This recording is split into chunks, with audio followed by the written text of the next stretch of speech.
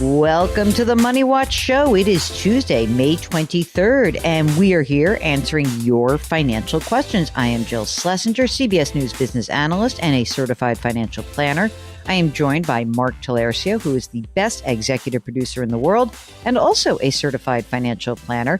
Mark, I noticed that I have to do some CFP continuing ed, and I'm going to try to get it done before December 30th, which is not my usual. I usually wait right until the bitter end and then bang it out. I'm going to do it early this year. I would recommend that. And I just renewed paid my annual fee. Boy, that fee went up. It went up $100 from last year. Oh, wow. What is it, like 6 now? It was $300 for a long time. What is it now? Now it's about 5. Kevin Keller's got to make his money. Yeah, I guess so. It's a big organization. You know, you would pay almost anything just to make sure you don't lose that thing, right? You know, I never really studied for anything in my life. Like even through high school and college, I did the absolute bare minimum. So the CFP exam was the absolute hardest I ever studied for anything in my life. So there's no way I could ever let it lapse. I can't. Exactly. I was funny. I remember somebody was talking to me about like the bar exam and like they really weren't practicing law. So, you know, you have to be admitted to a bar, but like only if you're practicing law. And they were like, I didn't sit and pass that bar. Even if I never actually need it, I am never going to let that lapse until, you know, I really don't have to anymore. So that could be us. We could be 80 years old still paying our, you know, it'll be $2,000 by then. Anyway, I am delighted because today we have somebody from Southern California on the line and just going out on a limb and saying this out loud to many people. I love Southern California. I know you want me to love Northern California. I know you want me to love the Bay Area. I love Southern California. I'm ready to move to LA anytime. Now, this guy's not from LA, but I'm just saying that's where I am. Mark, when's the last time you were in California, Mark? Let me think about this. I mean, I spent a lot of time there. I basically lived there for a year, but that was back in the early 2000s. I don't think I've been back since, 2009, 10. Oh, you're going to have to go back with the kiddo. I mean, it's such a great trip, just, you know, that Pacific Coast Highway. But anyway, I went to LA earlier this year, hung out with my friend Andrea. She made me fall in love again with LA. It is so awesome there and had a great time. Anyway, if you would like to join us on the air, all you need to do is go to jillonmoney.com and click the contact us button and we'll get your note. If you want to come on the air, make sure you click on that little box that says you'd be willing to come on the air. While you're on the website, do sign up for the free weekly newsletter. Do check out the blog and the resources and our other broadcasts and get some money out and $60, buy the book, The Great Money Reset, and subscribe to our brand new service called Jill on Money Live. This is where you will have access to quarterly live webinars and more special content. In just about a month, we've got our next webinar with Dave Stachowiak. I'm very excited about this because he is coaching for leaders. He is a fantastic person who will help you. I would say if I asked Amanda what she gets out of Dave's podcast, what do you think she would say is like the number one thing she gets out of it? Confidence. Confidence. I love that. Who doesn't want confidence? To really kind of frame things in a way that's very palpable. You know, I think that's what his magic is that he does in the workplace what we try to do with your personal finance. Just give you the confidence to be able to know that you know what you're doing, what you're right, you know how to do. It's great. Anyway, that's coming up end of June. That is our next webinar. Check it out. Okay, today, as promised, we have special guest from Southern California. It's Travis who's on the line. We need like some music, some Southern California music. Play some Beach Boys in your brain. And here comes Travis. Hi, Travis. How are you? Hey, Jill. Hey, Mark. Thanks for having me on. Of course. What's going on? So I want to talk to you about kind of my retirement plan. I've had a plan kind of in place for the past 5 or 7 years. And then recently a new tool was offered to me through work, and I'm not entirely sure how to utilize that tool. Okay. So I wanted to ask that. So for most of my career, I've kind of focused on the tax advantaged account. So my retirement fund is really pushed into the 401k and IRAs. I haven't really done much with an external brokerage. I've really been focused on that 401k aspect. And then my plan is to utilize the rule of 55 and be done with work when I turn 55, or at least have that option. Hold on one second. So Travis, First of all, before we go into like the rule of 55, which I promise I'll explain to everybody, how old are you? I'm 45 right now. Okay. And are you single, married, partnered? I'm married. Okay. Do you have kids? No kids, no kids. Okay. And no kids in the future, like. No, I like my money and my time, and I think I'll stick with the no kids option. You like that, Mark? I like my money and my time. Okay. Very good. So first, let's go with how much do you earn right now? So that's an interesting question. So last year I got promoted and got a big raise. And so that's kind of where a little bit of this question comes from. So currently I make a base of around 200 with a 25 to 30% bonus on top of that. Is that a bonus you think will get paid out, like a definite or maybe? I'm pretty confident that'll pay out consistently. All right, in that range. All right. So we can say 250 grand, right? Yeah. Okay. What about your spouse? She works, but not enough to bring in money that's of consequence, I would say. Okay. And right now you're maxing out your money into the pre-tax 401k traditional? Yes, and I have access to the mega backdoor, so we're utilizing that as well. Oh, that's awesome. Okay. So let's talk about what you have saved so far. So in that 401k, it sits at about $1 million. Okay. 900 of that is traditional with about 125 in the Roth side. Okay. And then I have a traditional IRA at about 70, and then a Roth at 50, and then we have a $50,000 traditional for my wife. Great. That's fantastic. And no brokerage, right? Because you said you're really using the workplace to do all your stuff, right? Right. We have one open, but it's only got a few $1,000s in it. It's not something that we've really taken an active role in. Okay. And what about your emergency reserves? I hold about $50,000 in cash. House? We have a condo about $850 with a $400,000 loan at 2.3. Oh my God. Yeah. Jeez. Mark, I have to stop saying, oh my God, I forgot. Oh my gosh. Okay. Golly. 30 year? It's a 20. Okay. You're talking about 10 years from now. Is there some magic that happens in 10 years? I think it's really just the access to that rule of 55 that makes it a real possibility, because all of that money is tied up in the 401k. If I do want to retire, I have to wait till I at least have access to that money. It's not because you're getting some sort of pension, right? I do have a pension option, but it's not tied to that 55 date. Okay. Tell me about that pension option.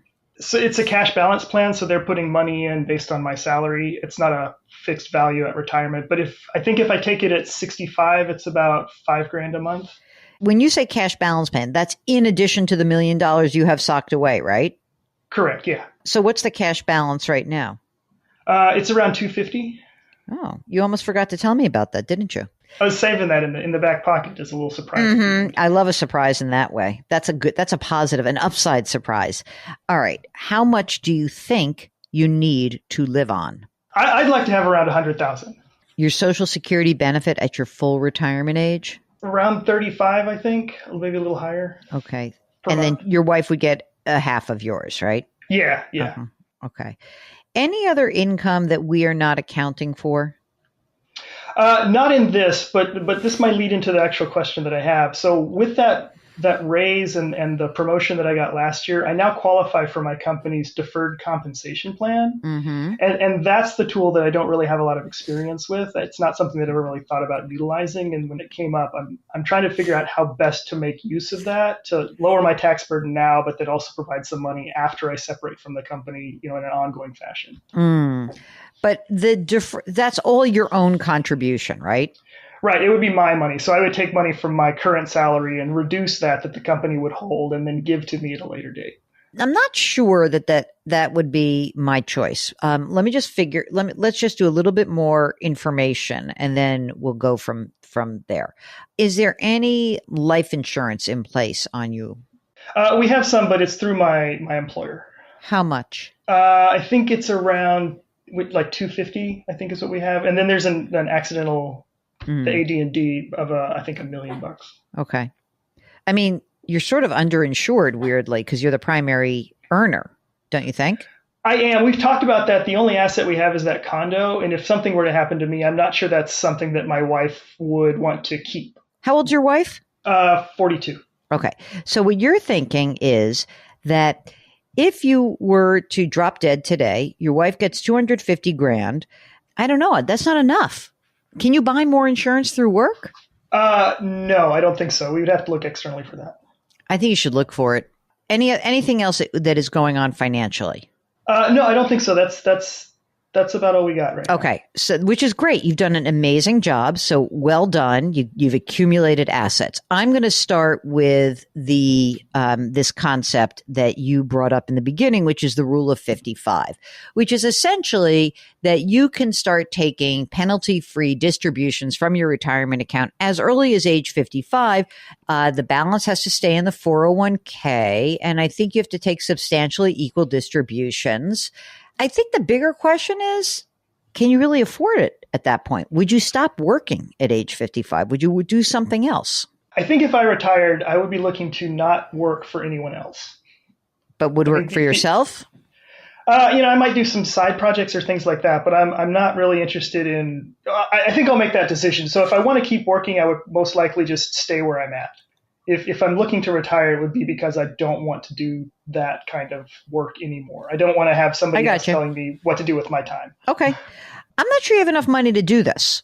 So if we project 10 years from now, I know that you're making more money. So I'm just going to say that for this moment where you have, I don't know, $1.2 million ish, right? That's about right. Invested. So we have 10 years to grow that $1.2 million. Right? Plus your contributions. And at that point, Mark, give me a future value of his 1.2. Well, how much do you think you're saving every year, Travis? Like 40 grand, 50 grand, less, more? No, well, we're putting, it's 66 into the 401k plus the 13 into the IRAs. Plus we have an HSA sitting on the side too. So another like $7,000 on top of that. It's $3 million, give or take. It's close. In 10 years, that's $3 million. This is not a slam dunk at age 55. That's what I'm going to tell you right now. All right. I don't think you should do the deferred comp. I'll tell you that immediately, because you're going to just pile up untaxed money already. And if anything, instead of doing the deferred comp, just given where you are in your tax bracket, which is you're in the 24%. There's no way to get out of the 24% for you. Pay the tax at 24%. And I need a brokerage account stat. And I would much prefer to do a brokerage account than the deferred comp. The thing that you have to consider is, even if you were to do this at age 55, that, once you kind of pull the trigger, it's hard to undo it. And I'm not sure that this is the best idea for you, because it may be that you don't want to start taking the money out. It may be that like, hey, well, life is good. And, maybe I want to have more control. Maybe I need to convert. Maybe I want to do other things. I think that it would be better if you kind of had 3 streams of income to consider. One would be your pre-tax. The other would be the Roth. And the third would be your own taxable brokerage account. The cash balance is great. You'll have that. That may be a source of some income. I mean, I think it's close because, again, 55 is so young, and then you have another 12 years before you get to Social Security. So you have to spend some of this money down. I don't know. It is close. I mean, and $100,000, remember, $100,000 means $100,000 after taxes. And so much of your money has not yet been taxed. I just am unclear whether you will have enough money to produce $100,000 net of taxes in today's dollars on an annual basis without running out of money. So if you are hell bent on 55, then we got to pull that number back from $100,000. If you're not, then what I would say is, let's see how it goes. You've got 10 years to get there. Maybe you're going to make 250. Maybe you're going to make 300. Maybe the money's going to be growing faster than I assume. Maybe you are going to say, life's pretty good at this job, or I can make $50,000 a year for 5 years from 55 to 60 and do your own thing. All those things are possible. What you laid out to us, it's not just I can absolutely do it. It's a maybe. Mark, do you agree with that? I do. I think a lot of things have to go exactly right for it to happen. Do you hate your job? No. And that's why I wasn't saying like 55 is the end all be all. I just want to have that option when I get there. So if I get to 55 and I don't have the funds, like I'll just keep working. Like the job that I have now is one of the best jobs I've ever had. It's fulfilling. It's relatively low stress for the most part. And, I do enjoy what I do. So I'm not overly concerned about that. But I have friends that have gotten to that age of 55, and even if your job at 54 is kind of stressful, at 55, when you have that option to walk away, it becomes a lot more enjoyable knowing that you have that option. Well, I think you're pretty close to having that option. And I think that as someone who's already on the other side of 55, you might be surprised that when you're 55, you're like, I am still actually a young at heart kind of 55. And unless you're miserable, your financial life will improve so dramatically every single year you keep working. And I'm assuming the pension will continue to grow the longer you stay, right? Yeah, it will. It will. Don't just leave for the sake of leaving. That's what I would say. Right. The other side of this is, so I did say, like, I did get a significant raise last year. So we will have more money to put into a brokerage or that deferred comp if that was a direction. So there will be a secondary investment that grows that I haven't had up to this point. So that's exactly. And we could, 10 years too. So what that means is we can retest your assumptions every couple of years. You really can, which is great. Yeah. I mean, look, one of the reasons I love financial planning is that we start with some baseline, and your baseline is an incredibly good baseline. You may actually have the opportunity to do this at 55, and you may say, I don't need to do it at 55, but you will have a place to start, and you're in a very good place. You really are. I have no doubt that you are going to continue to make money, save money, earn money on your investments. All of those things are happening, which is great. I just don't want you to, like, in your head be like, 55, I'm out. Like, that's not great, and especially if you like your job.